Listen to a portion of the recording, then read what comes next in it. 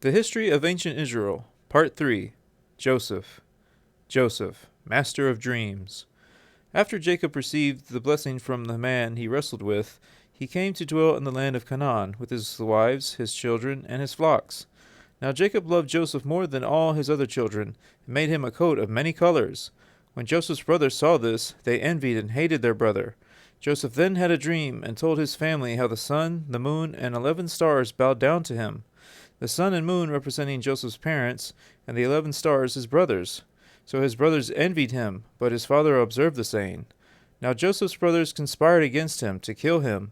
And it came to pass, as Joseph went up to his brothers, that they stripped him of his coat of many colors, and cast him into a pit. Then Judah told his brothers to sell Joseph to the Ishmaelites, and not to kill him, and his brothers agreed. Then Midianite merchants passed by. So the brothers pulled Joseph up and lifted him out of the pit, and sold Joseph to the Ishmaelites for 20 pieces of silver. And they took Joseph to Egypt. The brothers then took Joseph's coat, and killed a young goat, and dipped the coat in the blood.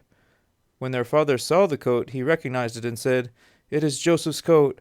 A wild beast has devoured him. Without a doubt, Joseph is torn in pieces." Then Jacob tore his clothes, and put on sackcloth, and mourned for his son for many days. His children tried to comfort him, but he refused to be comforted, and he said, "For I shall go down into the grave to my son in mourning." Thus his father wept for him. Now the Midianites had sold Joseph in Egypt to Potiphar, the officer of Pharaoh and captain of the guard. Joseph in Egypt. Starting off, things went well with Joseph in Egypt. Potiphar was pleased with him, and entrusted everything in his possession to his care. Joseph was not only spiritually virtuous, but also physically handsome, and Potiphar's wife took notice of him. Then there came a day when Joseph found himself alone in the house with her, and she caught him by his garment and said, "Lie with me." But he left his garment in her hand and fled and ran out. Scorned by this, Potiphar's wife accused Joseph of rape, and he was thrown into prison. While in jail, Joseph successfully interpreted the dreams of Pharaoh's chief butler and chief baker. The baker would be hanged, but the butler's job was restored, and he gave the cup into Pharaoh's hand. But the butler did not make mention of Joseph to Pharaoh, but forgot him.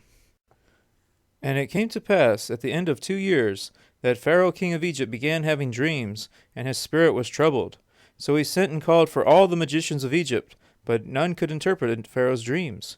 It was then that the chief butler remembered Joseph, and told Pharaoh how he could interpret dreams. Then Pharaoh sent and called Joseph, and spoke to him of the dreams. Pharaoh dreamed of 7 fat and well-fed cows, and 7 gaunt and ugly cows.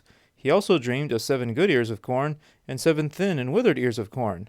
Joseph then interpreted Pharaoh's dreams as thus: there were to be 7 years of plenty, and following those 7 years of plenty would come 7 years of famine. Joseph had the idea for a wise man to be set over Egypt, and to take in a 5th part of the harvest of each of the 7 years of plenty, in order to have grain during the 7 years of famine. Pharaoh ended up assigning Joseph to this task, and made him second in command over Egypt. And Pharaoh called Joseph's name Zaphnath-Paaneah, and he gave him as a wife Asenath, the daughter of Potiphar, priest of On. So Joseph went out over all the land of Egypt. Brothers reunited. Time went on, and during the years of famine, Jacob sent his sons to the land of Egypt in order to buy grain. When Joseph's brothers arrived in Egypt, they bowed down before him, but they did not recognize him, but Joseph knew them. Joseph then accused them as being spies as a way to see his younger brother Benjamin. So it was agreed that if they would bring to him their youngest brother, that their lives would be spared, and they did so. When the brothers arrived back in Egypt, and Joseph saw Benjamin among them, he ordered his steward to prepare food for his brothers. Then Joseph turned to Benjamin, and being deeply moved at the sight of his own mother's son, he went out quickly to his chamber to weep. Then he washed his face, and came back, and ordered bread to be served. As the time drew near for the brothers to depart, Joseph plotted a scheme to make sure Benjamin would stay behind in Egypt. He told his steward to fill the men's sacks with food, and to put each man's money in the sack. As for the youngest, Joseph instructed for his own silver cup to be placed in his sack. The next day, as they were leaving, Joseph's steward overtook them as Joseph commanded him.